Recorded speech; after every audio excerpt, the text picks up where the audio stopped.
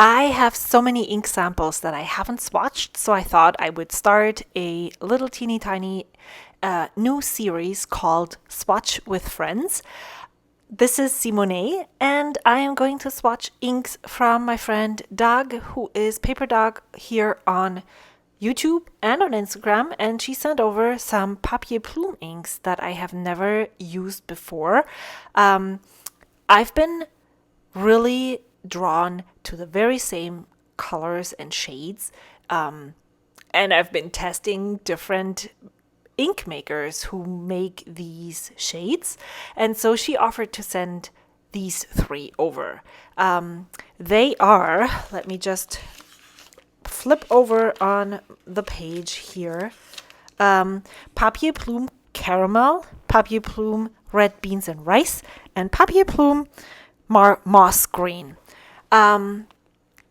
They're super similar to inks that I already have, which especially the one that is currently one of my favorite inks is Sailor, the collaboration ink between Sailor and Tintorias, the homemade tortillas, then also Sailor Tintorias Spicy Chipotle. And then I also purchased in March of 2022, I purchased the Endless exclusive Cozy Comforts, the Robert Oster Old Book Smell, as well as the Coffee Date, that are very similar in shades to these three. I know I'm wiggling a different ink bottle right now, but I'll get to that in a second. And then also the Robert Oster Tea Time and Rohrer and Klingner Altgoldgrün for the moss green that I'm swatching. I don't know why I want to use or test inks that are pretty much the same from different brands, but maybe when I have them in pens and when I do chromatographies and look at them in more detail, I will know why exactly I wanted to test all of them out. And then I just wiggled the Waterman Serenity Blue ink at you for a while. The reason I purchased this ink bottle is because I was recommended, just as I was recommended to use Diamond Writer's Blood as a wet ink, I was recommended to just get a cheap-ish ink. There were several in a YouTube comment. The person who commented is Iron Mick, I think, and I'm just assuming that he is a he. And he said that this is an ink that performs in all pens, even vintage pens, and that it is safe to use in all pens, and that it is never, that it's wet, it flows well, it has really no bad ink property. And so if you use this ink in a pen, then and it has issues, then this is not the ink, it is the pen. And then you can investigate further. Why is it happening? Does it have flow issues? Do I need to change the nib? What is happening here? But you know that the pen doesn't have issues because your ink doesn't work well with the pen. So that's why I got this bottle, because I'm still I have been talking about this for ages. I'm still planning on sometime in the future. I'm just not saying when, not when. I would love to do a journal about all the pens that I have and make an art piece, use the pen to write about all the things that I like and dislike about the pen. And I think what I'm going to do then is use that ink in that journal. Even though maybe it might not be my favorite color of choice, I think it might really be awesome to have one place where I use the exact same ink, and it's also really readily available.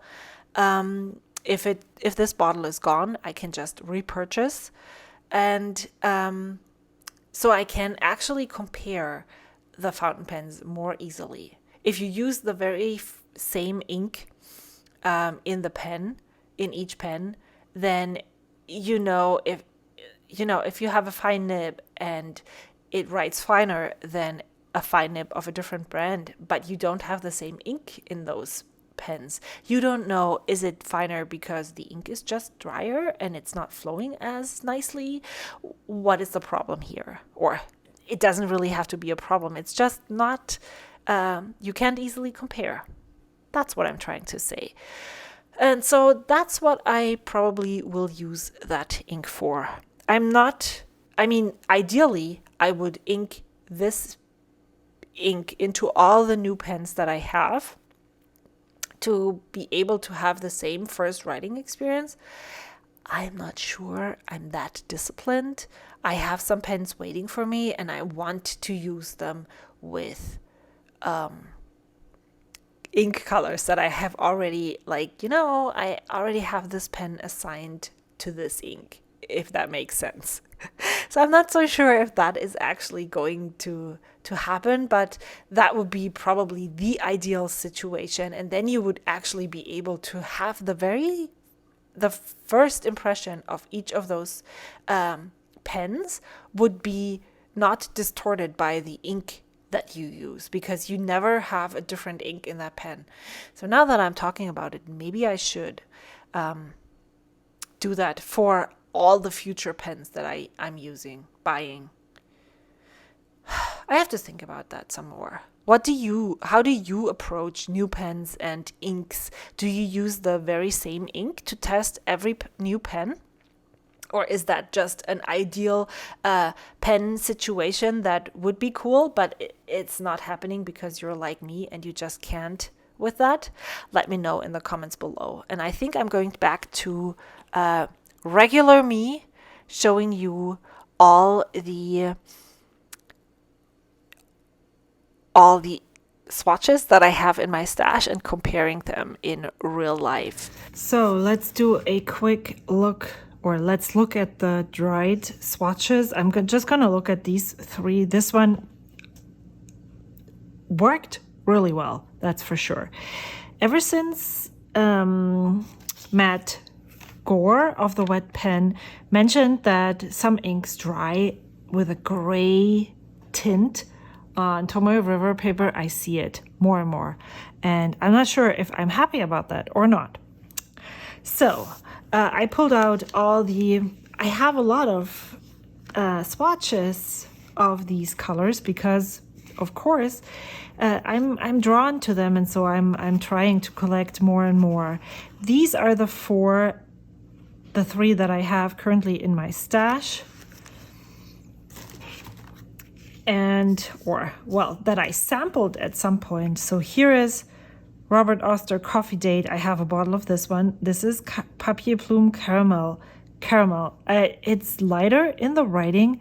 It's darker and much more vibrant. Or actually, I really like this color, just as an aside, in the swatch. So I'm not sure if it's because the ink is more wet. Then Brandy Snap is, I think there's more orange in here. And then Homemade Tortillas looks like it has more green. Not sure how this translates on camera, but that's what I see when I look at these swatches. Then the Red Beans and Rice. To me, it looks like there is more pink undertones. If you look on the side here, this looks more pinkish than this. This looks more red. Let's see, Diamond Oxblood has, in my opinion, a little bit more brown, green.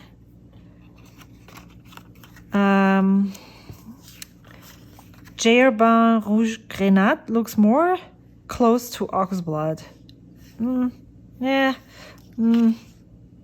Even more to the old book smell, actually. And then Writer's Blood is more purple. It's interesting. It's so, I don't know how to say or what. It fascinates me that all of those colors, especially when you look at not the swatch, but the writing, maybe this one, but these all look very similar. And I'm not sure that in a pen you would be able to make a distinction between each of those colors. But then when you look at the swatch, you can see that they're not the same. They're all different. And all those different tiny little subtleties make it so exciting for me. Then last one, Papier Plume Moss Green. I was most interested to see how it compares to Altgold Grün. It also looks lighter in the writing than this. And then Tea Time. I feel like these two are most similar. And then I thought this was fun because Moss Green, Peter Moss, this is more green than any of those. There's less yellow in this color than is in these three right here. Okay, thank you so much for watching. I really hope you enjoyed this swatching session with me. There's more to come. See you soon. Until then, bye.